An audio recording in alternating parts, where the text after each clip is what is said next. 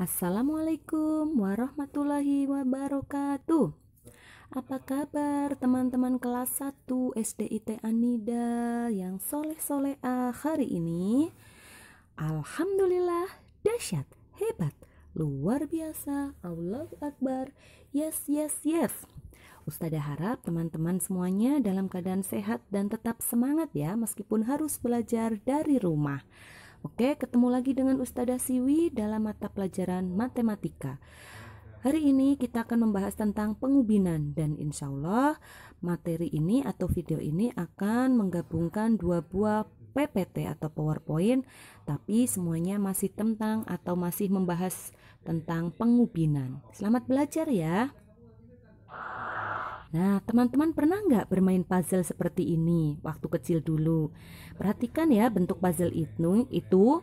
Ini adalah bentuk puzzle yang paling sederhana ya. Kamu tinggal memasangkan aja ke bentuk yang sesuai. Lingkaran pasangkan ke lingkaran, segitiga ke bentuk segitiga, persegi ke persegi, dan seterusnya. Nah, lalu kalau yang puzzle seperti ini, pernah nggak bermain? Puzzle ini juga tergolong sederhana ya. Kamu tinggal menghubungkan persegi per persegi. Akhirnya digabungkan akan terbentuk sebuah gambar atau bentuk. Dan ini akan membentuk gambar gajah. Oke. Nah, sekarang perhatikan puzzle yang agak rumit ini teman-teman. Bidang tertutup oleh rangkaian penyusunan puzzle. Penyusunan ini dilakukan dengan teliti. Apa yang dapat kamu amati dari puzzle ini? Adakah penyusunan puzzle yang tumpang tindih? Nggak ada ya. Nah, coba sekarang perhatikan gambar lantai berikut ini. Gambar di samping adalah susunan pemasangan keramik.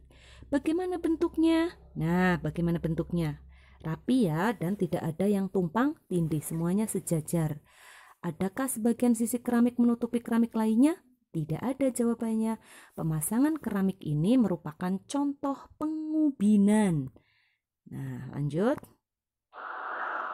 Nah, contoh pengubinan dalam kehidupan sehari-hari, tadi puzzle, terus pemasangan keramik lantai atau dinding, terus juga ada bentuk penyusunan sarang lebah ya.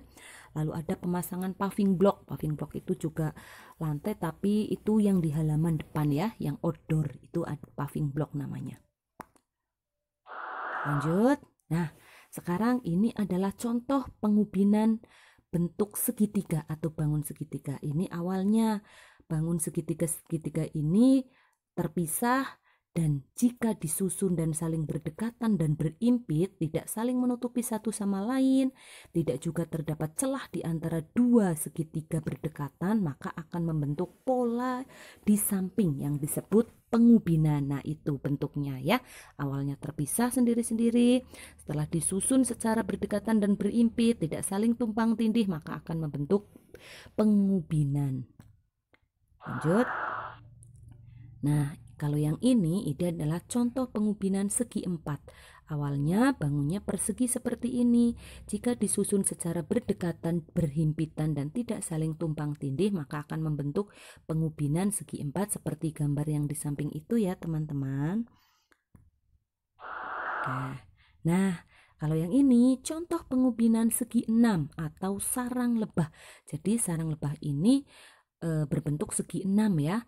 Nah, sarang lebah atau segi enam ini juga merupakan contoh bentuk pemasangan paving block ya, yang lantai tapi untuk outdoor atau untuk luar ruangan. Nah, itu contohnya seperti itu. Awalnya bentuknya segi enam, jika disusun secara berdekatan, berhimpitan, dan tidak saling tumpang tindih, maka akan membentuk pengubinan segi enam. Nah, itu materi pertama teman-teman. Terima kasih. Nah, kalau yang ini adalah materi yang kedua, masih tentang pengubinan ya. Sebentar, oke. Nah, pada materi yang kedua ini, kita akan membahas tentang pengubinan yang berasal dari dua bangun yang berbeda. Ustazah ingatkan lagi, apa artinya pengubinan teman-teman? Pengubinan adalah susunan bangun datar yang menutupi permukaan. Nah, pola pengubinan dapat dilakukan dengan dua cara.